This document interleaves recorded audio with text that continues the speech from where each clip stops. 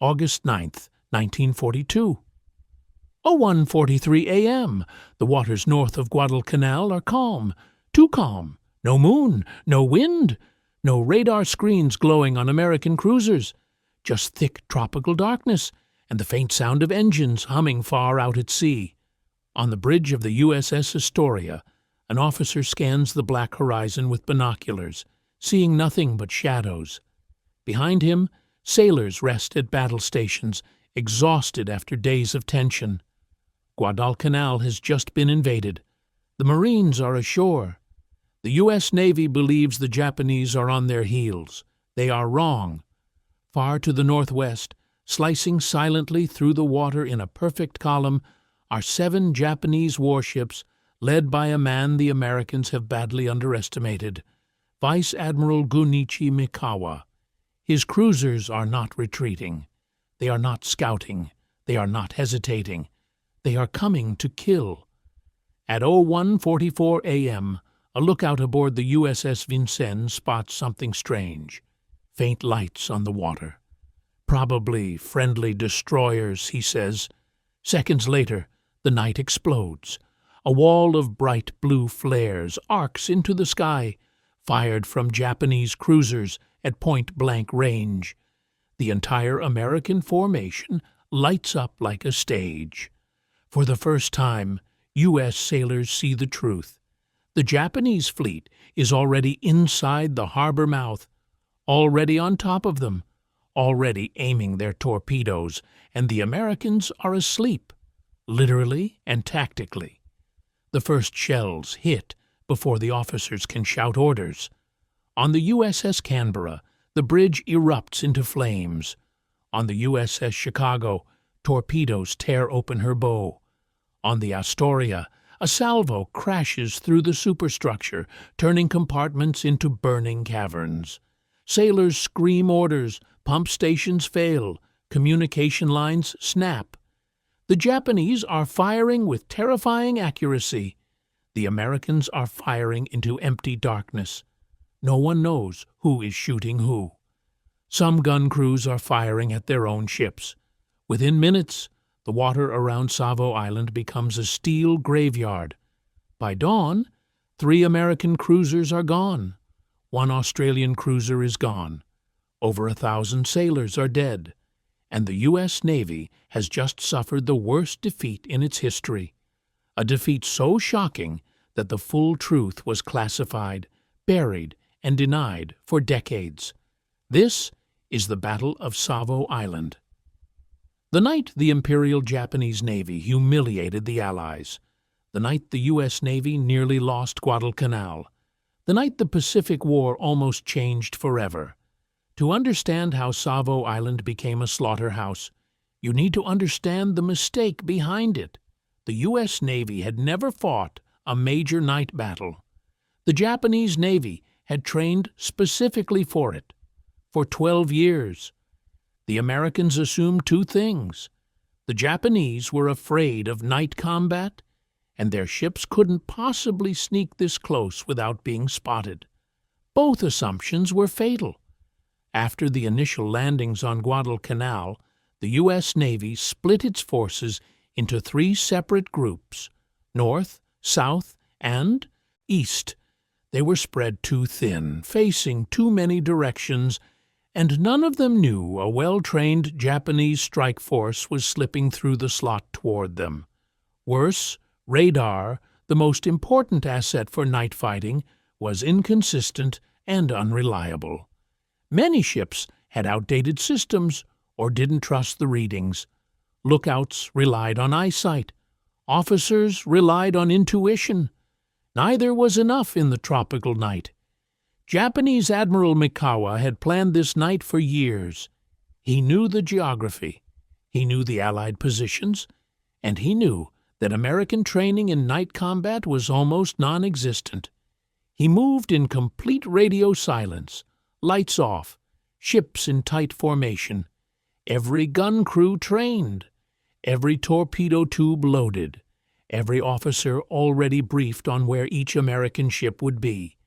By contrast, the Allied commanders were tired, overwhelmed, and divided across different patrol sectors. Some crews were at ease, some had gone to their bunks. Some ships were literally drifting with engines in low-speed mode. Everything was ready for disaster, and disaster arrived exactly on schedule. As midnight approached, the waters around Savo Island seemed empty. No engines, no silhouettes, no signs of movement. For the Allied ships guarding the approaches to Guadalcanal, it felt like a routine night, humid, quiet, uneventful. But just over the horizon, hidden behind the black profile of New Georgia Island, Admiral Mikawa's strike force was closing in with surgical precision. His formation was a thing of deadly beauty. 6 heavy cruisers, 1 light cruiser, a screen of destroyers, all moving in a tight column at nearly 30 knots, blacked out, silent, invisible against the night. These weren't ordinary ships. Most were veterans of earlier Pacific battles, men who had fought at Java Sea, Sunda Strait, and the crushing early victories of Japan's naval empire. Their gunnery was superb. Their night-fighting doctrine was unmatched. Their coordination was so precise that even American intelligence officers later admitted the Japanese moved like one organism. At 0:45, Mikawa's force slipped past the picket line, unseen. The picket line existed for this exact purpose, to detect incoming Japanese ships. But on this night, the Allied destroyer Blue missed the entire formation because her radar was set too close to land clutter. Lookouts saw nothing. The sea was black, still, deceptive. Minutes later, the destroyer Ralph Talbot nearly detected the Japanese column, but saw only the faintest shapes in the haze and hesitated. By the time the officer on watch decided they might be enemy ships, Mikawa's cruisers had already passed. 2 Allied destroyers, 2 missed chances, 2 failures that sealed the fate of 4 cruisers and over 1,000 men. Meanwhile, on the Japanese decks, the mood was calm and focused. Spotters whispered ranges. Lookouts stared through binoculars without blinking. Torpedo crews already had the tubes preset for mass firing. Gun crews knew exactly where the American ships were anchored, every bearing, every distance. Mikawa wasn't guessing, he was hunting. He had rehearsed this moment for years. As they approached Savo Island, the Japanese column slowed slightly. The water was so dark that even the wakes were invisible. Ahead of them was the narrow channel that led straight into the sleeping Allied fleets. At 01:38 a.m., the Japanese lookouts spotted silhouettes in the gloom, the mast of the USS Canberra, the hull of the Chicago, and beyond them the Astoria, Quincy, and Vincennes resting quietly in the dark. American crews believed the Japanese would avoid such close contact. Japanese crews were stunned the Americans weren't already firing. The ambush was perfect. Mikawa gave a simple order. Action. Signal flares launched into the sky, bathing the entire U.S. formation in eerie blue-white light. To the Americans, the night was ripped open in an instant. To the Japanese, it was as bright as daytime. Thousands of sailors aboard the Allied cruisers froze in horror. Their shadows cast across the decks, silhouettes perfectly outlined for the Japanese gunners who had been waiting for this exact moment. The Japanese cruisers opened fire in perfect unison. The night turned into a storm of fire, metal, and shock. The Allies had no idea how many ships were hitting them, no idea where the enemy was, no idea how close they were to complete annihilation. For the Americans, this wasn't the beginning of a battle. It was the beginning of a massacre. 01:44 a.m., the first Japanese flares hissed overhead, crackling as they floated down, bathing the sea in a ghostly blue light. In that instant, the Allied southern group, the Australian heavy cruiser HMAS Canberra and the American cruiser USS Chicago, were suddenly exposed like targets on a firing range. For the men on Canberra's bridge, the sight was surreal. Dozens of muzzle flashes sparked in the distance, perfectly aligned, striking like lightning across the black water. Then the sound hit, a rolling thunder of heavy shells approaching at terrifying speed. Seconds later, the first salvo smashed into Canberra. Shell after shell tore through her hull. The bridge erupted in flames. Control stations vaporized. Communications went dead. A direct hit cut through the wardroom like a flaming spear. In the engine rooms below, steam lines burst and scalded men instantly. Gun crews tried to respond, but many never had a chance to reach their stations. They were thrown to the deck by the shock waves. Canberra never fired a single shot, not one. She was paralyzed in 2 minutes. The Japanese gunners weren't finished. They shifted fire instantly, hammering Canberra with another brutal wave. Shells ripped through the funnels. A torpedo slammed into her side. Fires spread so fast that the ship's silhouette glowed orange against the night. The Australian sailors couldn't believe what was happening. A ship built to trade blows with enemy cruisers was being torn apart before she could even raise her guns. Officers shouted for damage control teams, but the ladders were blocked by flame. Men were already making the impossible decision: abandon ship or burn inside her. On the USS Chicago, Captain Bode was jolted awake by the thunder of explosions. Lookouts screamed that enemy ships were inside the channel, but no one knew how many or from where. Before Chicago could maneuver, 4 torpedoes streaked toward her from the Japanese cruiser Kako. 3 missed. 1 didn't. The torpedoes slammed into Chicago's bow, blowing open the forward compartments, flooding entire sections instantly. Men were thrown across the deck. A fireball shot upward, lighting the ship like a beacon. Chicago began drifting, her bow sagging into the sea.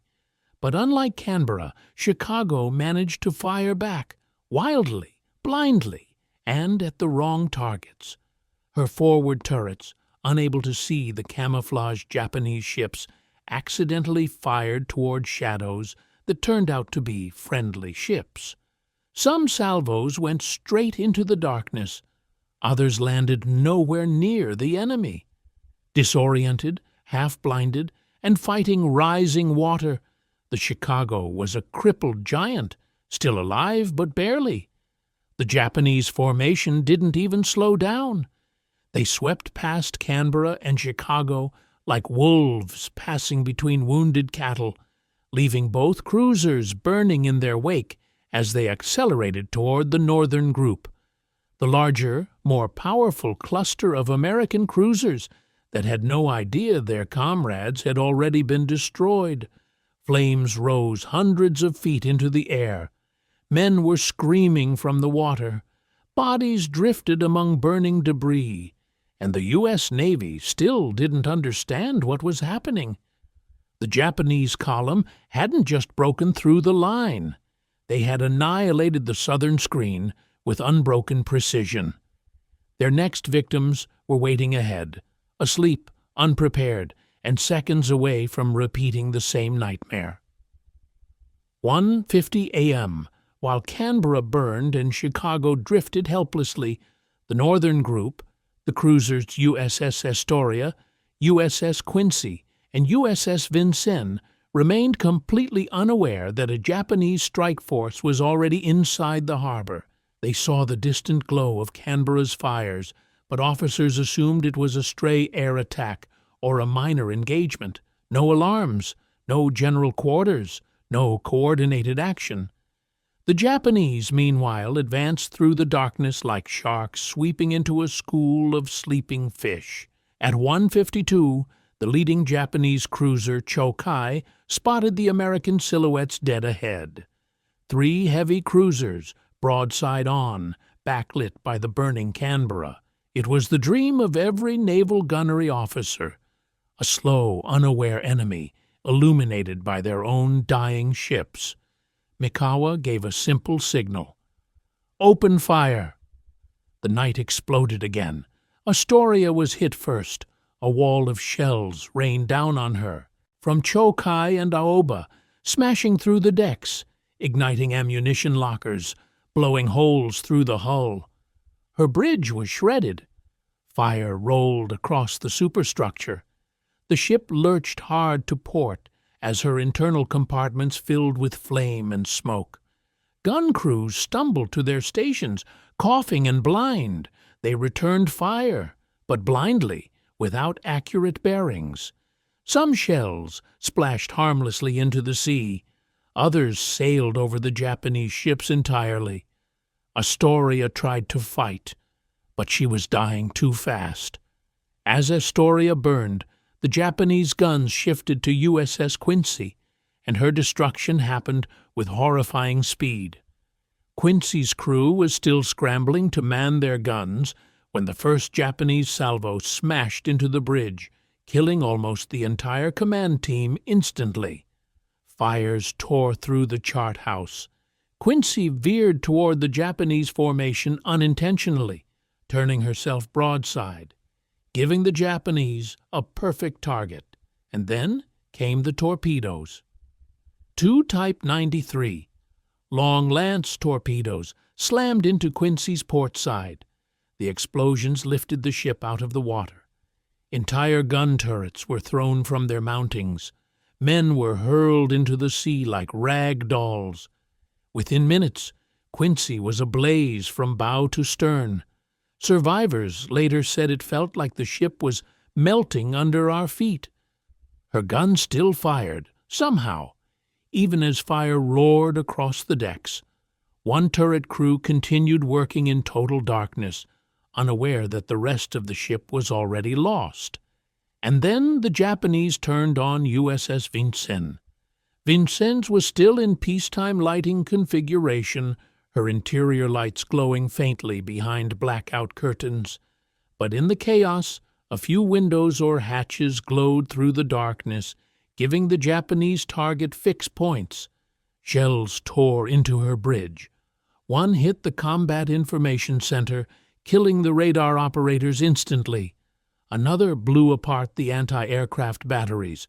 Vincennes' captain, Frederick Reefcole, shouted orders through the smoke, trying to turn the ship, trying to form a defensive posture. But it was too late. 3 long lance torpedoes slammed into Vincennes in rapid succession. The cruiser buckled, bulkheads collapsed. Fires erupted everywhere at once. Thousands of gallons of fuel poured into the lower decks and ignited in a roar. Within minutes, the ship was dying, her bow dipping into the black water. The Japanese cruisers maintained perfect formation, moving around the burning American ships like executioners walking past victims. Shells continued pounding the northern group, their hulls glowing red as metal warped from heat. Astoria, Quincy, and Vincennes all lost power. All burned uncontrollably. All suffered catastrophic flooding. And all 3 would sink before the sun rose. In less than 30 minutes, the Japanese had destroyed 3 heavy cruisers, crippled 1 more, killed more than 1,000 Allied sailors, and escaped without losing a single ship. The U.S. Navy had never suffered a defeat like this, not before, not after, not ever. And the most shocking part? The Americans still didn't fully understand what had happened. As the northern group burned, what happened next wasn't a battle. It was pure confusion. The kind of confusion that only happens in total darkness, with ships exploding, radios dead, and entire bridges wiped out in seconds. Allied ships still afloat had no idea how many Japanese vessels were attacking them, no idea from which direction, no idea which ships were friend or foe. Some thought they were being shelled from land-based artillery. Others thought Japanese aircraft were dropping flares. Some believed it was multiple Japanese task forces, not just one. The destroyers that were supposed to screen the cruisers, Patterson, Bagley, Ralph Talbot, and Jarvis, were confused, mispositioned, or unaware of where the Japanese formation was. "Warning! Warning! Strange ships entering the harbor." Only one destroyer, the USS Patterson, understood the threat in time. Her lookout had spotted the Japanese column before the main Allied ships even knew they were under attack. Patterson instantly fired star shells and sent the most important message of the entire battle. "Warning! Warning! Strange ships entering the harbor." But it was too late. The message blasted across the radios at the same moment that Quincy was sinking. Astoria was burning uncontrollably. Vincennes was blacked out and drifting. Canberra was dead in the water. Chicago was limping away. There was no one left to form a response. Then came the moment historians hate to mention. The Americans began shooting at each other. Astoria fired at Quincy. Chicago fired at Canberra. Vincennes fired at Patterson. Shell splashes fell around friendly ships trying to escape. Some gun crews fired at shadows. Others fired at the glow of burning ships, thinking they were Japanese. In the chaos, the destroyer Bagley launched torpedoes and may have hit Quincy instead of any Japanese ship. With smoke choking the air and fire lighting the water, visibility was so bad that turbines, masts, and funnels all blended together in the haze. Men were screaming on radios. Officers were shouting conflicting orders. Damage control teams were trapped under collapsed decks. Sailors were jumping into water already slick with burning oil. The Japanese, meanwhile, moved like ghosts. They slipped between the flaming Allied ships without taking a single serious hit. Their salvos were still precise, still timed, still cold. Their long lance torpedoes continued to slice under the waves, trailing no wake, impossible to spot in the dark. On Vincennes Bridge, the wounded captain demanded a status report. He was told there were Japanese destroyers to starboard, Japanese cruisers dead ahead, American ships on fire behind, something firing from the south, something firing from the north, something firing from the east. Nothing was correct. Everything was collapsing. No one knew the Japanese had already passed through the formation. The Americans were shooting into the void, and sometimes at their own sinking ships. This was more than an ambush. It was the moment the U.S. Navy discovered that the Imperial Japanese Navy was better trained, more experienced, deadlier at night, combat masters of torpedo warfare, and capable of outmaneuvering entire cruisers in pitch darkness. It shattered the myth of American superiority. It shattered the belief that radar alone would win battles. And it showed how devastating Japanese doctrine was in 1942. The Americans weren't just outfought. They were outtrained, outplanned, outthought, and outgunned. And while the Allied cruisers sank, the Japanese were already preparing to escape, so quickly and efficiently that the Americans would not realize they had gone until it was too late. The battle was over, even if the Americans didn't know it yet. The Japanese cruisers had already swept through the entire Allied formation, delivered their kills with surgical precision, and were now accelerating north at high speed, engines roaring beneath decks. But the U.S. Navy was still fighting ghosts. Where did they go? On the burning decks of Astoria, Quincy and Vincennes, surviving officers, scanned the horizon for enemy silhouettes, expecting another Japanese attack at any second. But the ocean was empty. The Japanese hadn't retreated. They hadn't been pushed back. They had completed their attack and left flawlessly. Admiral Mikawa knew dawn was coming. He knew American carriers might launch aircraft at sunrise. He knew staying in the area, even with total victory, would risk everything. So he made the decision that remains controversial even in Japan today. He would not attack the Allied transport ships at Guadalcanal. If he had pressed on, if he had shelled the beaches, if he had destroyed the transports, the Marines on Guadalcanal would have been cut off and annihilated. But Mikawa didn't know that the American carriers had actually withdrawn. He imagined dive bombers were minutes away. So he turned his column north and disappeared back into the slot. It was the right tactical choice, and a strategic mistake that changed the Pacific War. The American cruisers begin to die. At 02:35, Quincy capsized. She rolled slowly, flames pouring from her hatches, and slid beneath the surface stern first. Hundreds of men were trapped inside, pounding on the hull as she sank. Survivors in the water described the sound as a deep metallic scream. Vincennes lasted minutes longer. Her entire midsection was a furnace. Her guns had melted into twisted shapes. When she finally heeled over and sank, burning oil spread across the water, lighting survivors like torches. Astoria refused to die quickly. Fires raged throughout her hull. Damage control crews fought like maniacs. But the ship was too far gone. At dawn, she rolled on her side and slipped under, leaving only a giant patch of black oil. Canberra didn't sink immediately, but she was dead, flooded, burning, powerless. She later had to be scuttled by Allied torpedoes. Even then, she refused to go under, taking 11 torpedoes before finally sinking. The ocean was now littered with debris, burning planks, twisted metal, lifeboats, shoes, helmets, body parts, oil slicks. Hundreds of exhausted men fought for rafts or clung to floating wreckage, swallowing oil as they gasped for breath.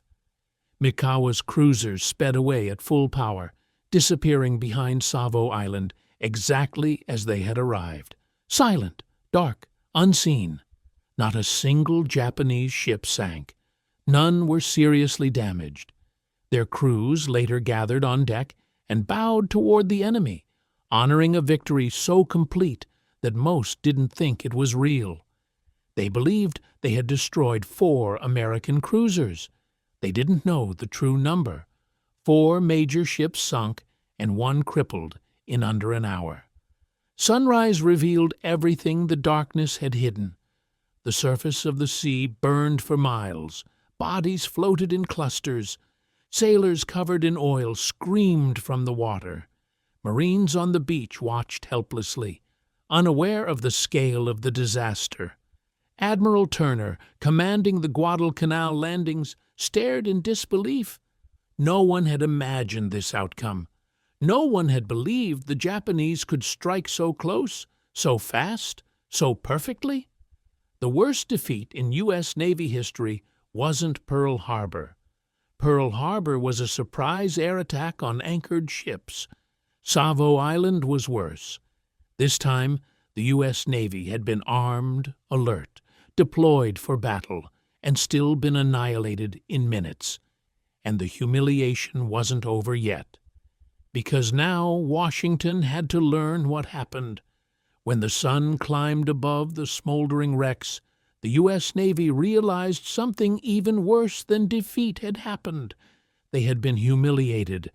Not by overwhelming numbers, not by carriers, not by aircraft, but by 7 cruisers that sailed straight into their defensive ring and tore it apart while the fleet slept. Washington demanded answers, but the commanders on scene had none. The Navy immediately tried to bury the story. The first incoming reports were vague, sanitized, almost frightened to admit the truth.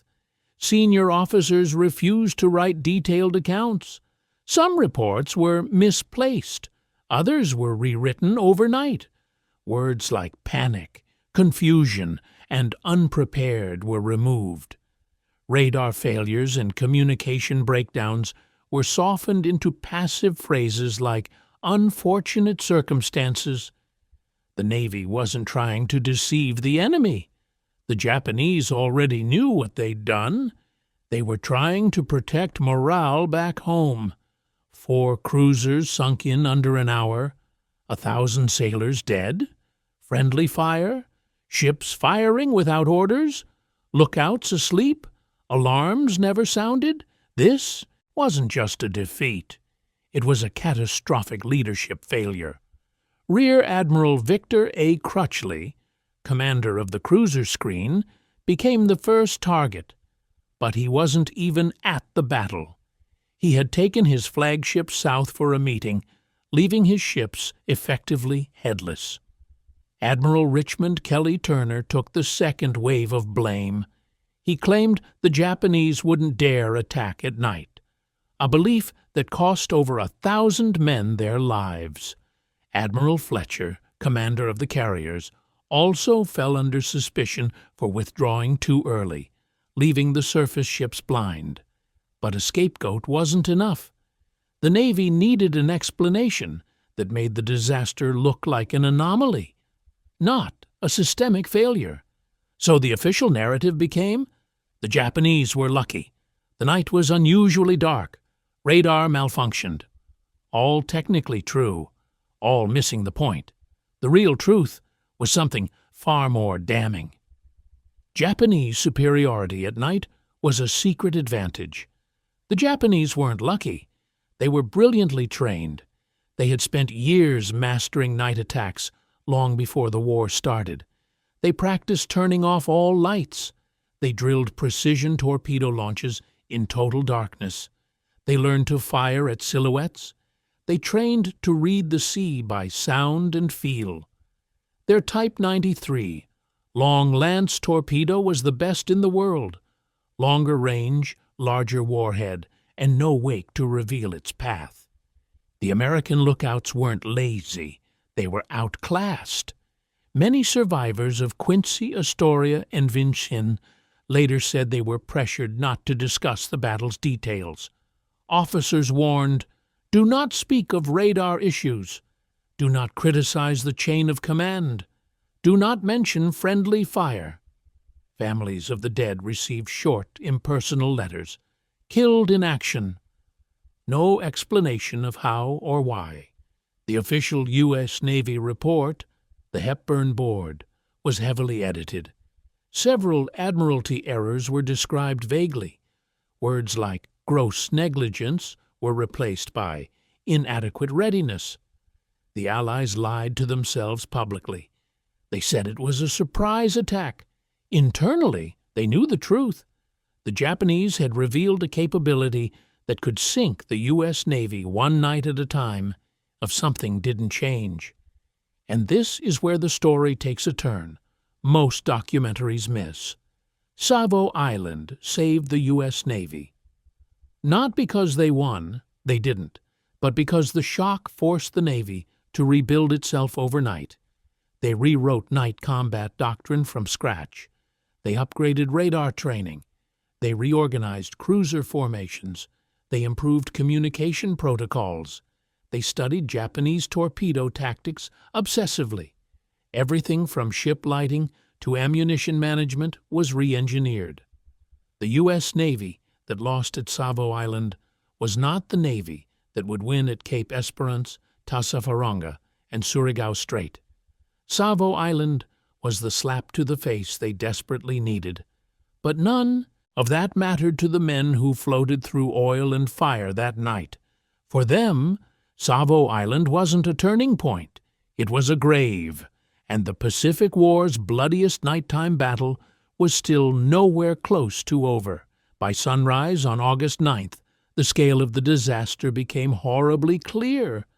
The sea around Savo Island was littered with burning life jackets, charred debris, and bodies drifting through slicks of oil that shimmered silver under the morning light. Smoke rose in thick spirals from 3 sunken American cruisers. A fourth, Canberra, was dead in the water. Chicago was crippled. And then something happened that Marines on Guadalcanal never forgot. The U.S. Navy left, not in a measured withdrawal, not in an organized regroup, but urgently, almost desperately, like a wounded animal abandoning a trap.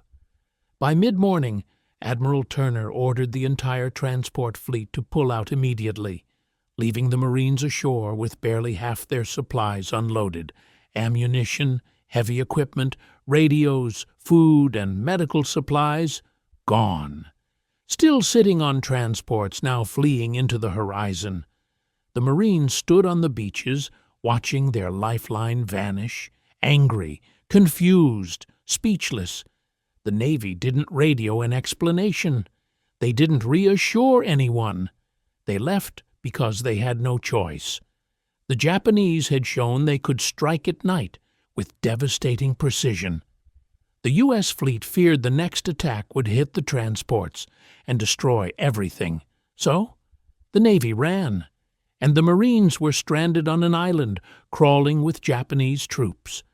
Colonel Edson and General Vandegrift took stock of their situation, and the report chilled every officer present. Rations for 3 days, fuel for 1 week, ammunition for maybe 2 major fights, no more, no spare parts, no heavy artillery beyond what was already ashore, no naval gunfire support, no guarantee the Navy would come back, and no idea the Japanese had already begun planning a counterattack. The Marines dug in around Henderson Field, the single most important airstrip in the Solomons, knowing that if they lost it, they would die on Guadalcanal. One Marine sergeant described the feeling: "We watched the ships leave, and it was like the horizon closed behind us."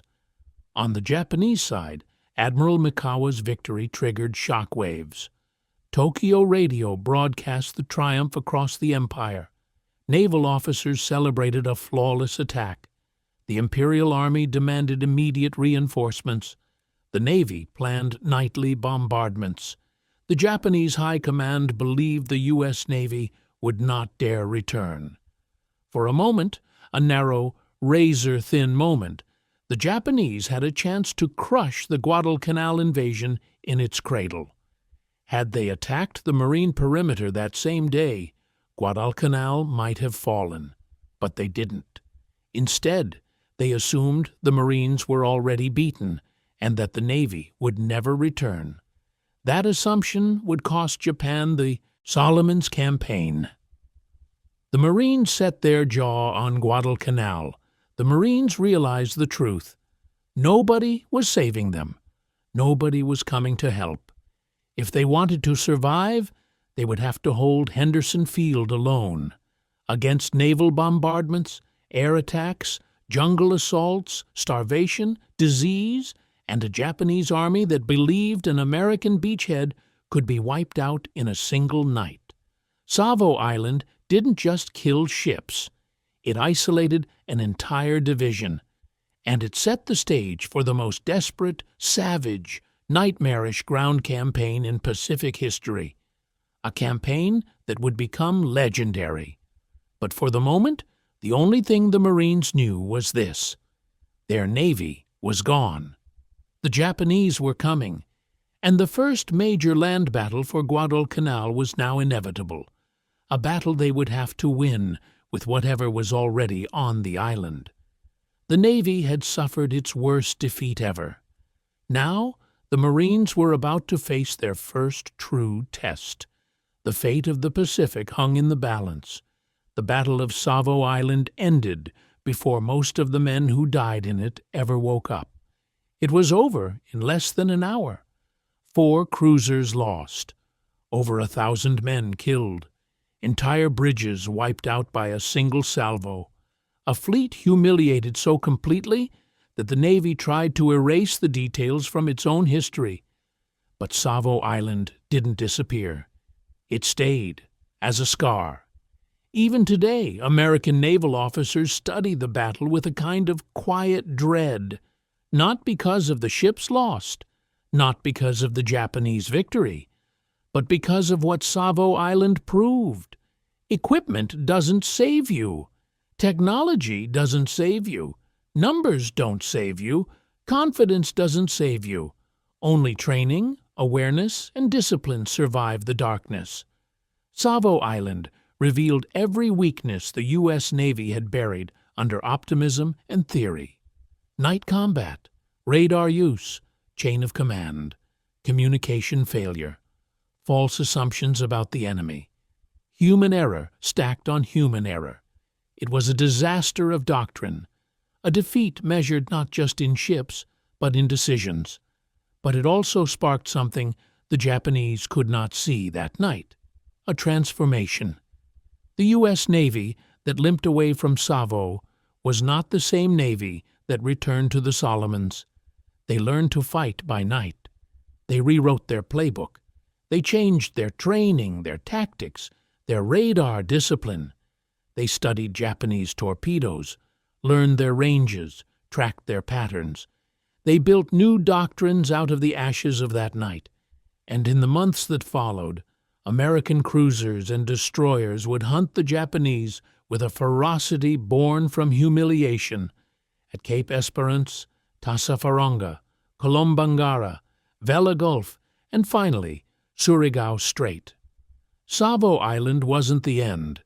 It was the breaking point that forced the U.S. Navy to evolve. But for the men who went down with Astoria, Quincy, Vincennes, and Canberra, there was no transformation, no redemption arc, no second chance. Their sacrifice lies at the bottom of Ironbottom Sound, the graveyard that grew from this battle, where so many ships would join them in the coming months that even today, sonar maps show the ocean floor covered in twisted steel. The night the Japanese slipped into Savo Island and carved their way through the Allied fleet didn't just change the Pacific War. It exposed the truth. War punishes the unready, mercilessly, immediately, without warning. And of all the lessons the U.S. Navy learned in World War II, none was burned deeper into its memory than this one. Never again let the enemy own the night. If you've made it this far into the story, you're part of the small group who keeps forgotten history alive. Most people have never heard of Savo Island. Most never will. But if you want more battles that were buried, classified, or erased from the record, this channel is where they return to life. Hit subscribe so you don't miss the next declassified episode. And if you want this series to keep growing, drop a comment telling me which forgotten WW2 battle you want uncovered next. I'll see you in the next one.